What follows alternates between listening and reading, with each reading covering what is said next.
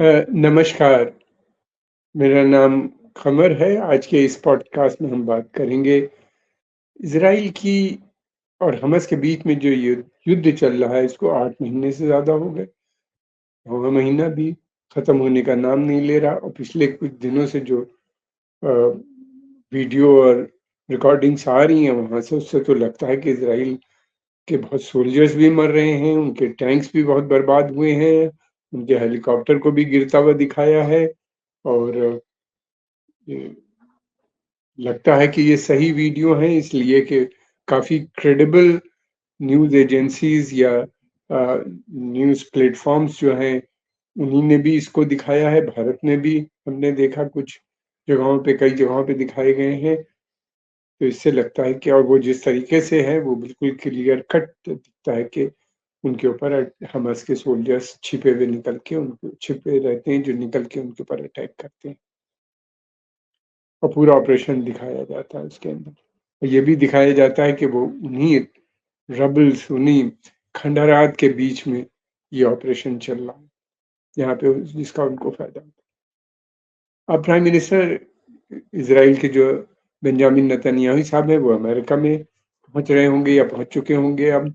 वहाँ पे वो अमेरिकन लीडर से भी बात करेंगे। इसके बगैर अमेरिका की मदद के युद्ध तो चल ही नहीं सकता। उनको वेपन भी चाहिए, पैसा भी चाहिए। तो वहाँ पे गए हैं वो अ, कांग्रेस को भी एड्रेस करेंगे, जहाँ पे उन्हें हो सकता है स्टैंडिंग ओवेशन मिले, ज़्यादातर लोग तो देंगे, हो सकता है कुछ 2-1 ऐसे भी हों जो न खड़े हों उनके ऑनर में।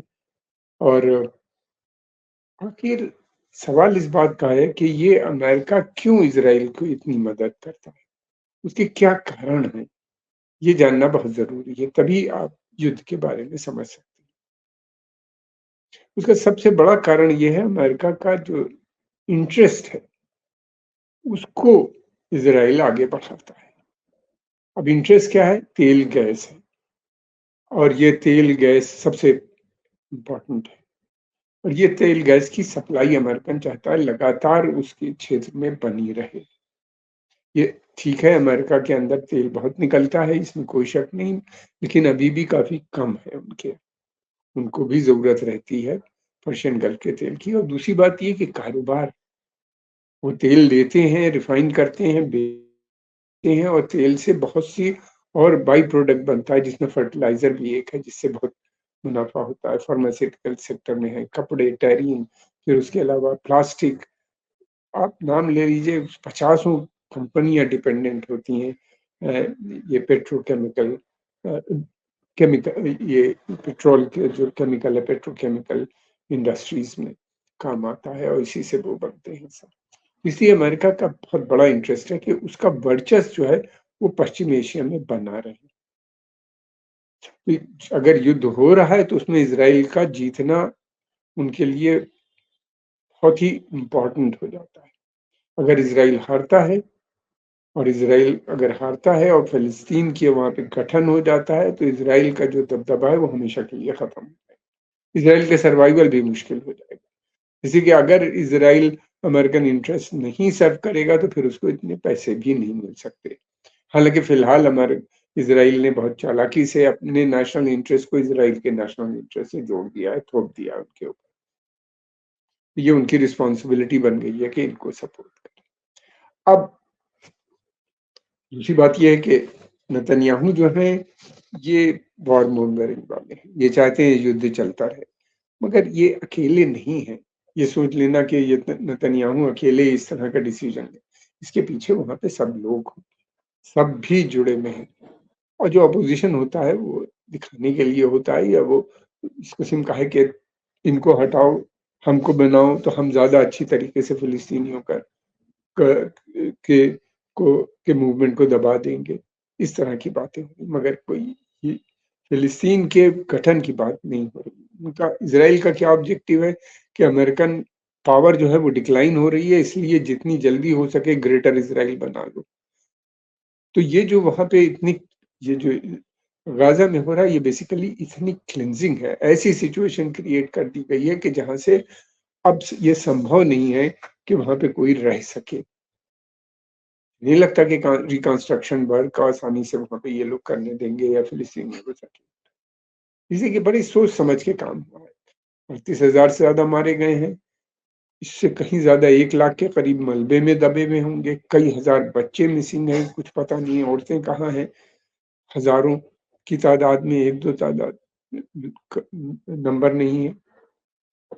फिर उसके बाद पानी नहीं, बिजली नहीं, वहाँ के ऊपर मेडिसिन्स नहीं, अस्पतालों को टारगेट किया जा रहा है, स्कूलों को टारगेट किया जा रहा है, बच्चों को ख़ास तौर से, ताकि उनकी प वहाँ पे कोई सुविधा ना रहे किसी किस्म की। और बिल्डिंगें गिरा दो तो ज़ाहिर-सी बात है फ़ैमीन हो जा रहा है। फ़ैमीन कहा ये जा रहा है कि फ़ैमीन में ज़्यादा लोग मरेंगे बनिस्बत इसके कि वहाँ पे जो इज़राइली मार रहे हैं, ज़ाहिर-सी बात है। तो ये एक तरह की इथनिक क्लींजिंग वहाँ पे हो रही है और इसमें सभी कॉम्प्लिसिट है, सभी का हाथ है इसमें। मैं समझता हूँ कि अमेरिकन्स भी हैं, इज़राइलीज़ भी हैं, के अलावा पश्चिमी देश के भी लोग हैं क्योंकि उनका भी इंटरेस्ट अमेरिकन इंटरेस्ट के साथ जुड़ा हुआ है, सभी के लिए तेल बहुत इम्पोर्टेंट है। अब ये देखना है कि नेतन्याहू की इस विज़िट में उनको लेकिन एक दूसरी बड़ी मुश्किल एक सामने है अमेरिका की, अमेरिका इस समय युद्ध भी नहीं चाहता कि युद्ध फैले। नेतन्याहू चाहते हैं कि ये युद्ध किसी भी सूरत से फैला दिया जाए हिज़्बुल्लाह के खिलाफ। हिज़्बुल्लाह को ख़त्म करना हमास से भी ज़्यादा मुश्किल होगा। कहा जाता है कि उनका नेटवर्क बहुत स्ट्रॉन्ग है और उनके पास वेपन सिस्टम इनसे भी अच्छे हैं और वो डेमोंस्ट्रेशन भी लगातार दे रहे हैं। जिस तरीके से उन्होंने गोलान हाइट्स में इनकी जो सेटलमेंट्स थे उनको उड़ा दिया, वहाँ पे जो उनकी जो रडार सिस्टम और लिसनिंग पोस्ट वगैरह सबको उड़ाया, मिलिट्री पोस्ट को भी उड़ाया, नॉर्दर्न इज़राइल के अंदर भी वो घुस गए हैं बहुत सी जगहों पे और जाके वहाँ पे भी ऑपरेशन किए, वहाँ से 1 लाख से भी ज़्यादा लोगों को हटा के दूसरी जगह अ, बसाया गया है, बसाया क्या होटलों में, इन सब जगहों पे किया गया। तो ये अ, क्या हिज़्बुल्लाह को ये हरा पाएँगे? हाँ, ये इनके पास बेपनाह मिलिट्री फ़ोर्स है। इनकी जो फ़ोर्स है वो टेक्नोलॉजी पे डिपेंडेंट है। बहुत सोफिस्टिकेटेड इनके पास वेपन सिस्टम्स हैं, राडार्स हैं, फिर उसके अलावा जो इनके पास एयर डिफेंस सिस्टम के अलावा जो इनके पास F-16, F-7 आई मीन सबसे अच्छे दुनिया के प्लेन्स हैं, मिसाइल्स हैं, ड्रोन्स हैं, सब कुछ है। लेकिन क्या वेपन से आदमी जंग जीत सकता है? ऐसा नहीं, मुश्किल होता। अगर ऐसा होता तो इज़राइल कब का वहाँ पे हमास को ख़त्म कर देता और हिज़्बुल्लाह के बाद वो इससे पहले भी 2 बार वो कोशिश कर चुके हैं मगर नाकामयाब रहे हिज़्बुल्लाह को ख़त्म करने के लिए। बड़े फैनफेयर से कहा था कि हम जाएँगे लितानी रिवर तक और हिज़्बुल्लाह को हमेशा के लिए समाप्त कर देंगे, लेकिन ऐसा नहीं हुआ। हाँ, इंफ्रास्ट्रक्चर उनका ध्वस्त कर दिया, हज़ारों लोगों को मार दिया, वो दोबारा से इन्हीं ने बना लिया। तो ये कब तक आखिर? अब ये है कि इन लोगों का पूरा प्लान है, जिनका अब देखना ये है कि अमेरिका इनको इस बात की इजाज़त देता है, बगैर अमेरिकन परमिशन के इज़राइल हिज़्बुल्लाह के ऊपर फुल फ्लेज्ड अटैक नहीं कर सकता। हिज़्बुल्लाह का कहना ये है कि वो जब तक ये गाज़ा के अंदर इनका ऑपरेशन चल रहा है, वो तब तक अ अपने मिसाइल्स या ड्रोन्स जिनसे भी हैं, वो इज़राइल को टारगेट करते रहेंगे और उन्हीं ने एक पूरी लिस्ट भी शो कर दी है, मीडिया को भी दिखा दी है, जो इनके टारगेट है मिलिट्री और सिविलियन और दुनिया भर के, कि उसको भी वो हिट करेंगे, जिसमें पावर स्टेशंस भी हैं। इस तरह के बहुत से इम्पोर्टेंट सेक्टर ऑफ इकोनॉमी है, उनको हिट करने की। और ये भी शो किया है कि उनके पास कैपेबिलिटी है, वो कर सकते हैं ऐसा। समय आएगा तो पता चलेगा कि वो कर पा रहे हैं या नहीं, मगर ये कि वो डैमेज बहुत बुरी तरह कर सकते हैं। अब इन सब के बीच में देखना ये है कि अमेरिका किस तरह का डिसीज़न लेता है। अरब्स तो चाहते हैं कि ये जंग में किसी भी सूरत से हमास की हार हो जाए। अरब रिजीम्स, अरब जनता अलग सोचती है। उसकी कई कारण हैं। एक तो वो हमास जो है वो मुस्लिम ब्रदरहुड का हिस्सा है, मुस्लिम यानी इख्वान मुस्लिमीन का। इख्वान मुस्लिमीन जो है वो सख्त खिलाफ है किंगशिप की। उसका कहना है कि इस्लाम में किंगशिप की कोई जगह नहीं। ये एक बड़ा खतरा है और वो सऊदी अरेबिया के विरुद्ध है। उनको ऐसा लगता है कि अब सऊदी अरेबिया की जो वहाबी मूवमेंट है इसका पीक हो गई और डिक्लाइन अब शुरू हो रहा है, तो उनको लगता है कि उनका फ्यूचर है। हालाँकि हमास ये जो इनकी ऑर्गेनाइज़ेशन है, उसकी जो आइडियोलॉजी है हमास की, वो भी मुस्लिम ब्रदरहुड की बेइंतहा कंज़र्वेटिव और काफ़ी बैकवर्ड लुकिंग है। सॉल्यूशन उनके पास कोई नहीं है। ठीक है कि वो इज़राइल से लड़ने में काफ़ी सक्षम है और उसकी वजह ये है कि ईरान ने उनको पूरी तरीके से खड़ा भी कर दिया। कहा जाता है कि यूएई भी उनको वेपन सप्लाई कर रहा है इज़राइल को, कहाँ तक सही है? इस तरह की भी रिपोर्ट्स आई हैं और फिर ये भी है कि और दूसरे भी देश हैं, कोई छिप के कोई तरीके से कोई तीसरे मुल्क को देके वेपन सप्लाई करवा रहा है या इसलिए कि अगर इजिप्ट और जॉर्डन अगर चाह जाएँ, तो ये जंग तो मैं समझता हूँ कुछ दिन के अंदर खत्म हो जाएगी। इनके पास जो शक्ति है, इनके पास जो जो फ़ोर्सेस हैं, उसमें तो इज़राइल सर्वाइव ही नहीं कर सकता और बड़े कैलकुलेटेड ढंग से पहले सीरिया को बर्बाद किया गया क्योंकि सीरिया एक ऐसा मुल्क था जो कि इनको अ, इज़राइल के खिलाफ लड़ रहा था। उसकी आर्मी को कमज़ोर कर दिया, वहाँ पे मूवमेंट हाँ, मैं समझता हूँ कि बशर अल-असद ने बहुत सी ह्यूमन राइट वो वायलेशंस किए हैं। बहुत से लोग वहाँ पे उनसे खुश भी नहीं होंगे। मगर ये था कि सीरियन आम जनता जो है वो ये नहीं चाहती कि बशर अल-असद की रिजीम जाए और उसके बदले में अल-कायदा या दाइश वहाँ पे आ जाए। एनीवे ये एक अलग सब्जेक्ट है। वो उसको पहले ही ख़त्म अभी कर दिया गया है ताकि उनको मालूम है कि जॉर्डन, इजिप्ट के खिलाफ नहीं जाएँगे और पूरी तरीके से ये अमेरिका पे ये दोनों स्टेट डिपेंडेंट है, जो कि बहुत ही इम्पोर्टेंट इजिप्ट तो सब अरब स्टेट की सबसे ज़्यादा पावरफुल और इम्पोर्टेंट स्टेट है हर तरह से। अब ये देखना है कि यूरोप की क्या यूरोप तो वही कहेगा जो अमेरिका कहता है उसके पास इतनी वो भी पूरी तरह से सिक्योरिटी के लिए डिपेंडेंट है। जंग जीत नहीं सकते हिज़्बुल्लाह के भी खिलाफ ये भी तय हो चुका है।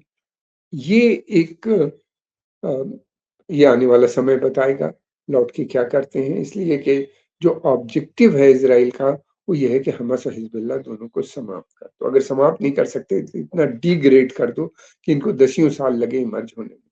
और इन लोग की स्ट्रेटजी ये है कि युद्ध को इतना खींच दो अगर ऐसा होता है कि इज़राइल अंदर इंटरनल प्रॉब्लम्स में फँसा रहे और इज़राइल इंटरनल प्रॉब्लम में लगातार से फँसता चला जा रहा है। लग लाखों लोग इज़राइल मुल्क छोड़ के चले गए हैं, इन्वेस्टमेंट आ नहीं रहा जिसके बारे में हम पहले से बता चुके हैं, इकोनॉमी बहुत वीक है और उसकी उसके चलते हुए अमेरिका के ऊपर एक बड़ा बर्डन बनता चला जा रहा है। अमेरिका में इलेक्शन है, आज जो है जो फॉर्मर प्रेज़िडेंट बाइडेन जो है प्रेज़िडेंट ट्रम्प जो हैं, उनका कन्वेंशन वो आज नॉमिनेट होंगे, तो वो अपनी बताएँगे। उन्हीं ने पहले कह रखा है वो इज़राइल को पूरी सपोर्ट देंगे। जो इज़राइल की सपोर्ट बहुत इम्पोर्टेंट हो जाती है अमेरिका के अंदर इलेक्शंस में। इज़राइली लॉबी जो है वहाँ की सबसे पावरफुल लॉबी है और इसकी सपोर्ट बेस बहुत बड़ा है और ये मेजर फंडर होते हैं वहाँ पे और ये मीडिया को भी कंट्रोल करते हैं, बैंकिंग में भी ये काफ़ी इनका दखल है। फिर उसके अलावा ये लोग जो हैं जो है फ़िल्म इंडस्ट्री और इसके अलावा और बहुत सी इंडस्ट्रीज़ में इनका काफ़ी स्टेक्स नज़र आता है। अब अमेरिका किस तरह से बिहेव करेगा और फिर उसके बाद ये है कि जो हमास, हिज़्बुल्लाह, ईरान इनका मानना ये है कि इज़राइल को किसी भी सूरत से बिल्कुल टोटल इर्रेलेवेंट बना दो, कि वो अमेरिकन इंटरेस्ट को सर्व न कर पाए। दोनों के अंदर टसल है, कौन जीतेगा, कौन हारेगा ये बड़ा मुश्किल है कहना, लेकिन जीत और हार बहुत हाई कॉस्ट है उसकी और एक बात तय है कि इज़राइल का जो पहले रुतबा था वो पूरी तरीके से एक्सपोज़ हो गया है। पब्लिक ओपिनियन यूरोप और अमेरिका में भी बदलती हुई नज़र आती है। लाखों लोग डेमोंस्ट्रेशंस कर रहे हैं वहाँ के ऊपर। ट्रम्प जहाँ पे आज मीटिंग को अपनी कन्वेंशन को एड्रेस करेंगे, वहाँ बाहर बड़ी संख्या में लोग इकट्ठा हो चुके हैं और वहाँ पे फ्री फ्री पैलेस्टाइन के नारे लगा रहे हैं। अब वो उन्हीं ने अनाउंस किया कि अगले महीने वो जब बाइडेन साहब का कन्वेंशन होगा जहाँ उनको नॉमिनेट किया जाएगा तो वहाँ पे बड़ी संख्या में पूरे अमेरिका से लोग वहाँ पे जाएँगे और वहाँ पे प्रोटेस्ट करेंगे। हालात बिगड़ रहे हैं और किस रुख ये जंग लेती है आने वाला समय है। आज के इस पॉडकास्ट में इतनी ही, जल्दी हम एक नया सब्जेक्ट पे आपसे हम बात करेंगे। हम आपके आभारी हैं, आपने समय निकाल के इसको देखा। अगर आपको इसको पसंद आया तो इसको लाइक कीजिए, सब्सक्राइब कीजिए और आगे भी बढ़ें। हमारा काम जो है वो बेसिकली जो है न्यूज़ के पीछे जो एनालिसिस देने का होता है। हम जनरल न्यूज़ कम पिकअप करते हैं क्योंकि वो ऑलरेडी न्यूज़पेपर्स और मीडिया में